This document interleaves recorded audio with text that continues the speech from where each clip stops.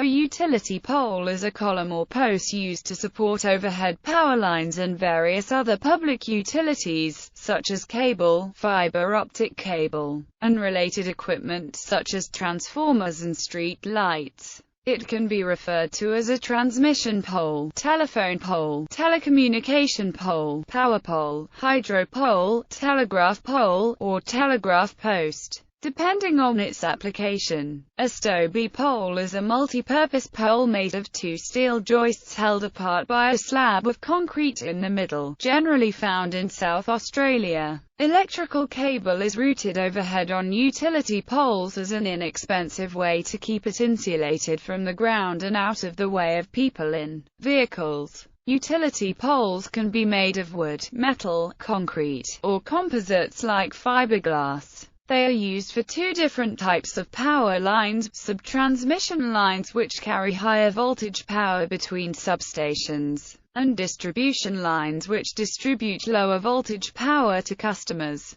Utility poles were first used in the mid-19th century with telegraph systems, starting with Samuel Morse, who attempted to bury a line between Baltimore and Washington, D.C., but moved it above ground when this system proved faulty. Today, underground distribution lines are increasingly used as an alternative to utility poles in residential neighborhoods, due to poles' perceived ugliness. Utility poles are commonly used to carry two types of electric power lines: distribution lines and subtransmission lines. Distribution lines carry power from local substations to customers. They generally carry voltages from 4.6 to 33 kV for distances up to 30 miles, and include transformers to step the voltage down from the primary voltage of the lines to the lower secondary voltage used by the customer. A service drop carries this lower voltage to the customer's premises. Subtransmission lines carry higher voltage power from regional substations to local substations.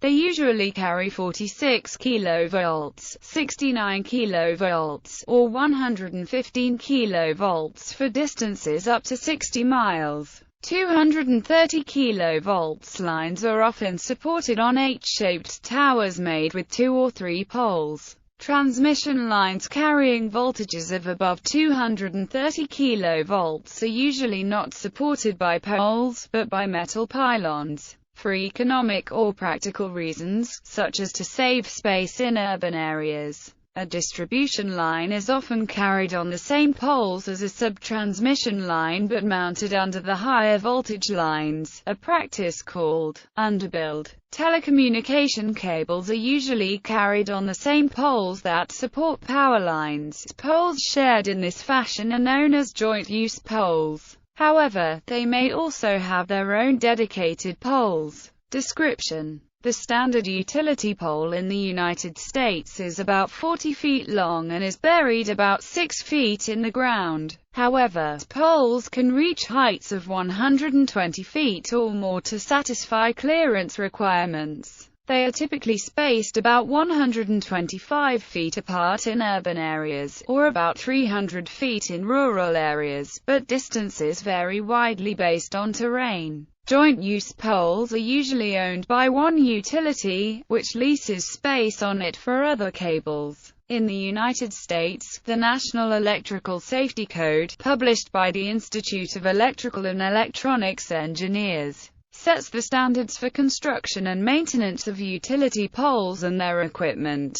Pole materials: most utility poles are made of wood, pressure-treated with some type of preservative for protection against rot, fungi and insects. Southern yellow pine is the most widely used species in the United States. However, many species of long straight trees are used to make utility poles, including Douglas fir, jack pine, lodgepole pine, a western red cedar, and Pacific silver fir. Traditionally, the preservative used was creosote, but due to environmental concerns, alternatives such as pentachlorophenol, copper naphthenate and borates are becoming widespread in the United States. In the U.S., standards for wood preservative materials and wood preservation processes, along with test criteria, are set by ANSI, ASTM, and American Wood Protection Association specifications. Despite the preservatives, wood poles decay and have a life of approximately 25 to 50 years depending on climate and soil conditions,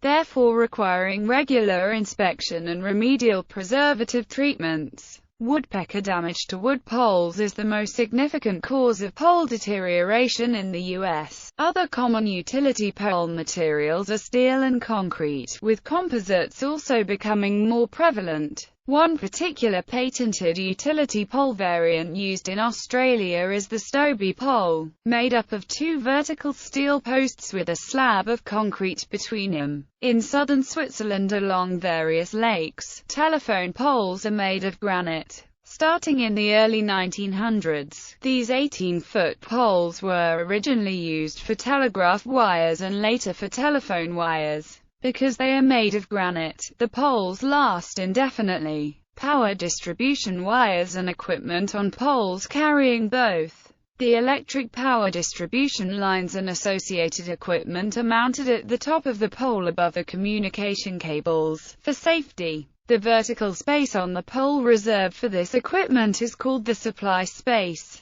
The wires themselves are usually uninsulated, and supported by insulators, commonly mounted on a horizontal crossarm. Power is transmitted using the three-phase system, with 3 wires, or phases, labeled A, B, and C. Sub-transmission lines comprise only these 3 wires, plus sometimes an overhead ground wire, also called the static line, or a neutral, suspended above them. Distribution lines use 2 systems, either grounded Y or delta. A delta system requires only a conductor for each of the 3 phases. A grounded Y system requires a 4th conductor, the neutral, whose source is the center of the Y, and is grounded. However, spur lines branching off the main line to provide power to side streets often carry only 1 or 2-phase wires, plus the neutral. A wide range of standard distribution voltages are used, from 2400 V to 34500 V. On poles near a service drop, there is a cylindrical pole-mounted step-down transformer to provide the required mains voltage. Usually 240/120 SV split phase for residential and light commercial service in the United States. The transformer's primary is connected to the distribution line through protective devices called fuse cutouts. In the event of an overload, the fuse melts and the device pivots open to provide a visual indication of the problem. They can also be opened manually by linemen using a long insulated rod called a hot stick to disconnect the transformer from the line. The pole may be grounded with a heavy bare copper or copper-clad steel wire running down the pole, attached to the metal pins supporting each insulator, and at the bottom connected to a metal rod driven into the ground. Some countries ground every pole while others only ground every 5th pole and any pole with a transformer on it.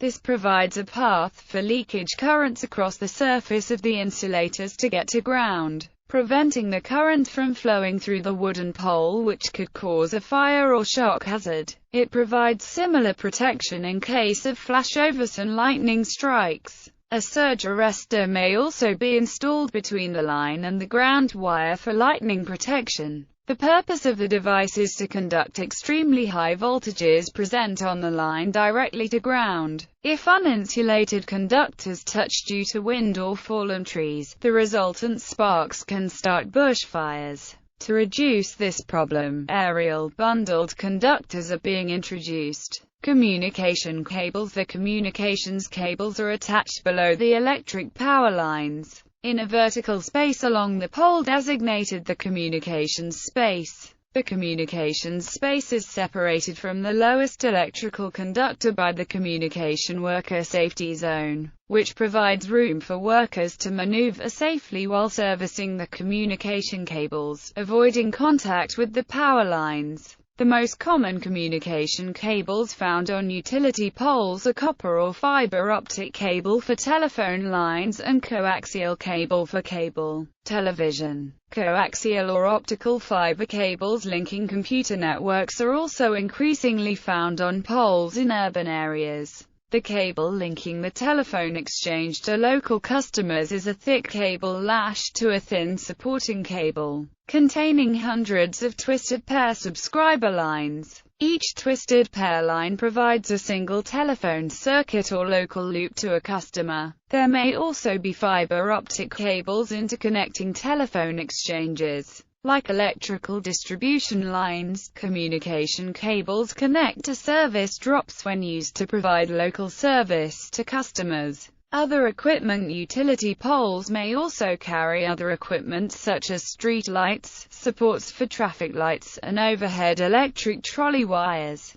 and cellular network antennas. They can also carry fixtures and decorations specific for certain holidays or events specific to the city where they are located. Solar panels mounted on utility poles may power auxiliary equipment where the expense of a power line connection is unwanted. Streetlights and holiday fixtures are powered directly from secondary distribution. Pole attachment hardware. The primary purpose of pole attachment hardware is to secure the cable and associated aerial plant facilities to poles and to help facilitate necessary plant rearrangements. An aerial plant network requires high-quality, reliable hardware to structurally support the distribution cable plant. Provide directional guiding to accommodate lateral stresses created on the pole by pole line configurations and pole loading configuration. Provide the physical support and protection for drop cable plant from the pole to the customer premises.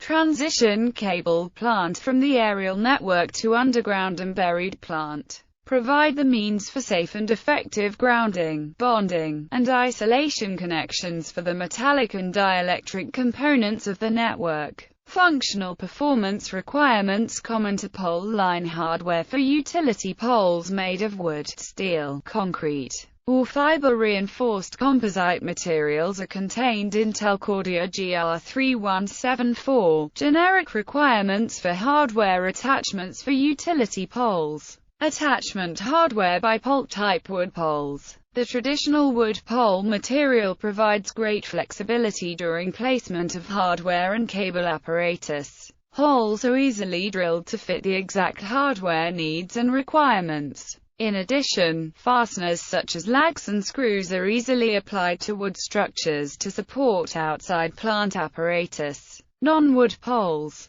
There are three main non-wood pole materials and structures on which the attachment hardware may be mounted: concrete, steel, and fiber-reinforced composite. Each material has intrinsic characteristics that need to be considered during the design and manufacture of the attachment hardware. Concrete poles. The most widespread use of concrete poles is in marine environments and coastal zones where excellent corrosion resistance is required to reduce the impact of seawater, soil fog, and corrosive soil conditions. Their heavy weight also helps the concrete poles resist the high winds possible in coastal areas. The various designs for concrete poles include tapered structures and round poles made of solid concrete, pre-stressed concrete, and a hybrid of concrete and steel. The drilling of installed concrete poles is not feasible. Users may wish to have the attachment hardware cast into the concrete during the pole manufacture. As a result of these operational difficulties, banded hardware has become the more popular means to attach cable plant to concrete poles.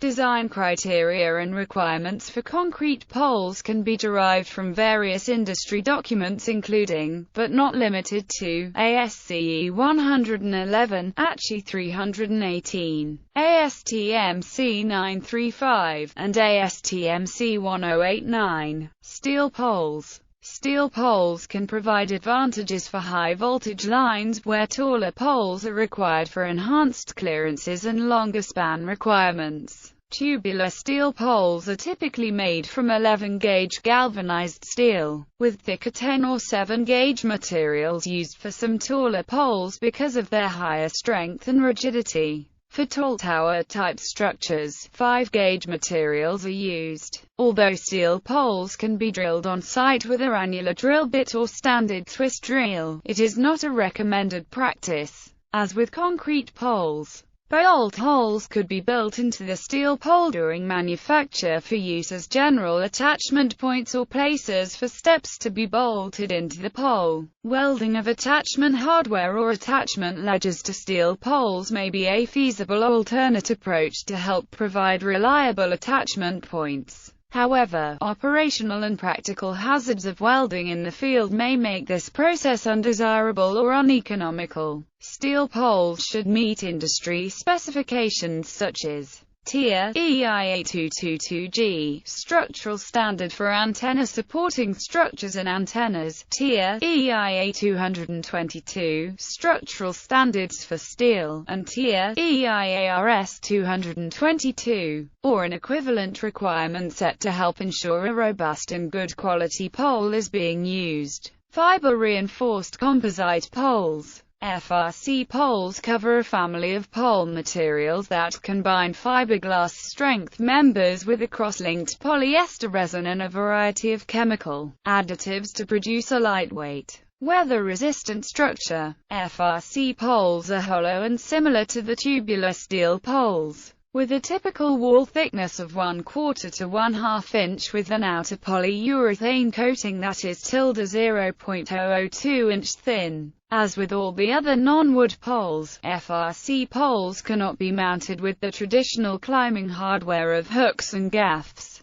FRC poles can be pre-drilled by the manufacturer, or holes can be drilled on site. Attachments using lag bolts, teeth, nails, and staples are unacceptable for FRC poles. Through bolts are used instead of lag bolts for maximum bonding to the pole and to avoid loosening of hardware. The relevant industry documents covering FRC poles include access. In some countries, such as the United Kingdom, telegraph poles have sets of brackets arranged in a standard pattern up the pole to act as hand and foothold so that maintenance and repair workers can climb the pole to work on the telecom lines. In the United States, such steps have been determined to be a public hazard and are no longer allowed on new poles. Linemen may use climbing spikes called gaffs to ascend wood poles without steps on them. In the UK, boots fitted with steel loops that go around the pole are also used for climbing poles. In the US, linemen use bucket trucks for the vast majority of poles that are accessible by vehicle.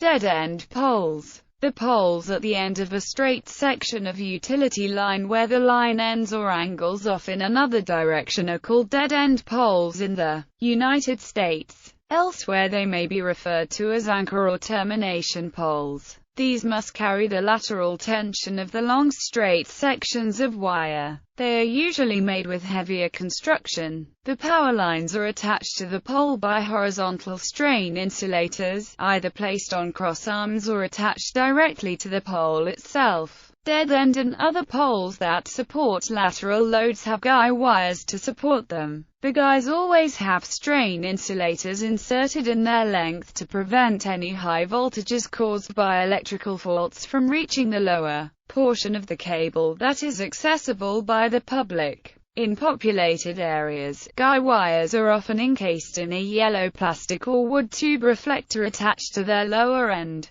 so that they can be seen more easily, reducing the chance of people and animals walking into them or vehicles crashing into them. Another means of providing support for lateral loads is a push brace pole, a second shorter pole that is attached to the side of the first and runs at an angle to the ground. If there is no space for a lateral support, a stronger pole, e.g., a construction of concrete or iron, is used.